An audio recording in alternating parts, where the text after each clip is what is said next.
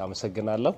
ሮቦት ቤተክርስቲያን በሐራጅ እንዳትሸጥ በማስተባበር ዋጋ እየከፈላችሁ የምትገኙ ወጣቶች በመጀመሪያ ደረጃ ከልብ ለማመስገን እወዳለሁ። እግዚአብሔር ይባርካችሁ። ላይቭ ላይ እከታተላለሁ። ረጅም ሰዓት ላይቭ ላይ እቀመጣለሁ። ያው እንደምታወቀው ላይቭ ላይ በአንድ አይሳካም። ምክንያቱም የዳውም ቀላል ብር አይደለም፣ 10 ሚሊዮን ብር ነው። 10 ሚሊዮን ብር ለማሳካት ጊዜ የሚወስድ ነገር ነው።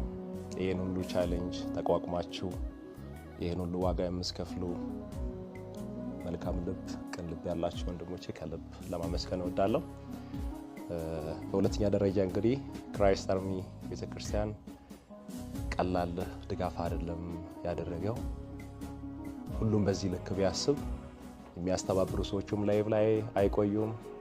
ቤተክርስቲያንም ጭንቀት ውስጥ አትገባ። ሁሉም ቢተባበር ትልቅ ድጋፍ ነው የተደረገው። ክራይስት አርሚ ቤተክርስቲያን ከልብ እናመሰግናለን። ፕሮፌት እዩ በጣም ነው ምንወደህ፣ በጣም ነው ምናከብረህ። እግዚአብሔር ጸጋውን ያብዛልህ። ሰዎች የራሳቸውን መኖሪያ ቤት በሐራጅ እንዳይሸጥ አይደለም ሳሎናቸው እንዳይቆሸሽ ይጠነቀቃሉ። የእግዚአብሔር ቤት ሲፈርስ የእግዚአብሔር ቤት በሐራጅ ሊሸጥ ጫፍ ላይ እስከሚደርስ ድረስ የሚታገሰው ይኖራል ብዬ አላስብም። ፕሮፌት አስጀምረሃል። ሌሎች ደግሞ አሉ በጣም ብዙ 9 ሰው ቀደም እንደተባለው 1 ሚሊዮን ብር ቢያዋጣ 10 ሚሊዮን ብር ማሳካት ይቻላልና ሁላችንም ብንረባረብ ያቅባችንን ብናደርግ ሮቦት ቤተክርስቲያን በሐራጅ እንዳትሸጥ መታደግ እንችላለን። እኔ በግሌ ከአስተባባሪዎች ጋር ካወጣው በኋላ የሚያወራው ነገር ይኖራል። ከልብ አመሰግናለሁ። በመጀመሪያ በጣም እግዚአብሔርን እናመሰግናለን። ፕሮፌት የቤተክርስቲያናችን ባለራዕይና መሪ ይህንን ትልቅ ኃላፊነት ወስዶ የሮቦት ቤተክርስቲያንን ለመታደግ ኮንትሪቢዩት ማድረግ አለብኝ ብሎ ሲያስብ እኛ በራሳችን ባለንበት ሁኔታዎችን ኮምፕሮማይዝ አድርጓል። ሮቦት ቤተክርስቲያን እያደረገች ያለችውን ስራ ወንድማችን አገልጋይ ፓስተር ወንድሙ እየሰራ ያለውን ነገር ፍሬ እንዲቀጥል መሰረት እንዲይዝ ለማድረግ ለማስቻል ነውና የክራይስት አርሚ ዓለም አቀፍ ቤተክርስቲያን በዚህ ብቻ አይደለም። ምናልባት ወደ ኋላ ተመልሰን ማየት አለብን። ይሄ አንድ ምልክት ነው። ከዚህ በፊት በኮቪድ ጊዜ ፕሮፌት 1 ሚሊዮን ፖስት አድርጎ አንዱ የማህበራዊ አገልግሎት መወጣት አንድ ትልቅ ኮንትሪቢዩት የተደረገበት ነው። ከዛ ባሻገር ሀዲያ ላይ ወላይታ ላይ ባሉ የምስኪን ቤቶችን በማደስ ገንዘብ በመስጠት በሚያስፈልጋቸው በመሙላት ከዚህም እዚሁ ክፍለ ከተማችን እዚሁ ወረዳችን ዙሪያ ላይ ባለው ባለፈው ዓመት የምስኪን ቤቶችን በማደስ እንደዚህ አይነት የልማት ነገሮችን አብሮ ተባብሮ የተቸገሩ ሰዎችን ቀድሞ የመድረስ ነገር አለና ይሄ ደግሞ ከሌሎቹ ለየት ያደርገዋል። ምክንያቱም ይሄ ትልቁ ቁልፍ ወንጌል ነው። ወንጌል እንዲቀጥል ማለት ያኛው ለጊዜው የተቸገሩ ሰዎችን መደገፍ ሊሆን ይችላል። ግን ወንጌል አንዱ ቸርች እንድትቀጥል ያቆማት እግዚአብሔር ነው። ግን ለዛ ደግሞ ማስቀጠያ እንደቀላል አይደለም። እኛ በጣም እጅግ በጣም ደስ ብሎናል።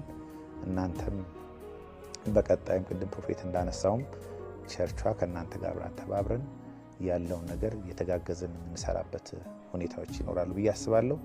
በዚህ አጋጣሚ ፕሮፌት በጣም እግዚአብሔር ይባርክ፣ ዘመን ይባረክ፣ ትዳር ይባረክ ማመስገን በጣም ፈልጋለሁ። በግልም እንደ ቤተክርስቲያንም ትልቅ ኮንትሪቢዩሽን ነው።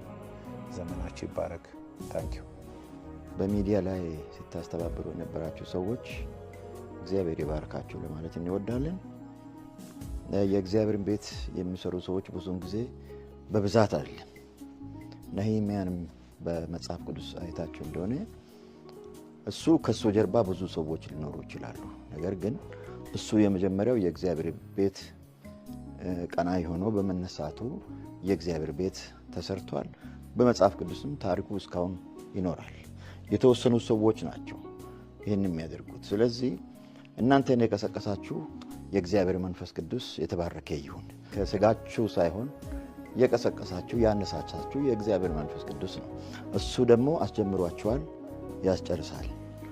ፕሮፌትም ደግሞ ቅድም ዶክተር እንዳስቀመጠው የበጎ ስራዎች በሚሰራበት ጊዜ በየቦታው እንደደረሰ ነው። አይታችሁ እንደሆነ ወደዚህ ወደ ጎፋ አካባቢ በደረሰው ችግር ቀድሞ የደረሰው ይኸው ቤተክርስቲያን እሱ ነው። ሌሎችም አካባቢዎች የበጎ ስራ በሚሰራበት አካባቢ ቀድሞ በመድረስ በመስራት ላይ ይገኛል። ከዚህ ደግሞ በተለየ መልኩ የሰውን ቤት የሚሰራ የእግዚአብሔር ቤት ሲፈርስ ቆሞ እናንተ ያላያችሁም እሱም ቆሞ አላየም። ቀድማችሁ የደረሳችሁት እግዚአብሔር